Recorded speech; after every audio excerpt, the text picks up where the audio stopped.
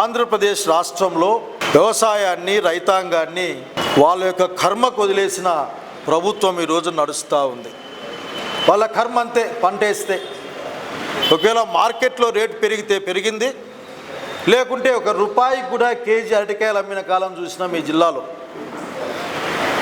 ప్రభుత్వం దగ్గర నుంచి సపోర్టివ్ ప్రైస్కి కొనేదానికి ప్రభుత్వం ఈరోజు ముందుకు రావడం లేదు. మొన్న బడ్జెట్ చూసినప్పుడే అర్థమైపోయింది వీళ్ళ ఉద్దేశం మీద. 500 కోట్లు పెట్టినాం మేము ధరల స్థిరీకరణకు అని చెప్పినప్పుడే వీళ్ళకి ఆ పట్టింపుల విషయం అర్థమైపోయింది. నేను ప్రభుత్వాన్ని డిమాండ్ చేస్తూ ఉన్నాను, మా దగ్గర పప్పుశనగ, మా జిల్లాలో పప్పుశనగ బాగా పండుతుంది. మీరు ఇచ్చిన రేటు అంటే ఎంఎస్పి వచ్చేసి ₹5,850. కానీ ఈరోజు కూడా కొనుగోలు కేంద్రాలు కూడా మీరు స్టార్ట్ చేయలే, రేటు లేదు. ఆ రేట్ లేకపోతే కోల్డ్ స్టోరేజ్లో పెట్టుకొని వెయిట్ చేసే కాలం వచ్చింది. అట్లాగే మొక్కజొన్న మరి దారుణంగా ఉంది. మినిమం గ్యారంటీ క్రాప్గా చెప్పుకుంటారు దాన్ని. మొక్కజొన్నకి ఈ రోజున మినిమం సపోర్టివ్ ప్రైస్ వచ్చేసి 2,400 అయితే ఈరోజు మార్కెట్లో 1,800కి దళారులు కొనుక్కొని పోయే పరిస్థితి చూస్తూ ఉన్నాం. రైతు విపరీతమైన ఒత్తిడిలోనూ భయంతో ఉన్నాడు. అట్లాగే పత్తి ఈ రోజున ఏదో అట్లా గుత్తిలో 2 సెంటర్లు ఓపెన్ చేశారు. ₹8,010 నడుస్తూ ఉంది ఎంఎస్పి కింద. కానీ ఇక్కడ ₹6,000 కొనేవాళ్ళు కూడా కష్టమవుతూ ఉంది. తక్షణం ప్రభుత్వం స్పందించాలి. ఇందులో పాలిటిక్స్ ఏమీ లేవు దీంట్లో.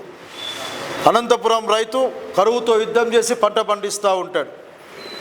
అనేక ఆర్డ్స్లో, అనేక వ్యతిరేకమైన కండిషన్స్లో అతను పంట పండిస్తూ ఉంటాడు.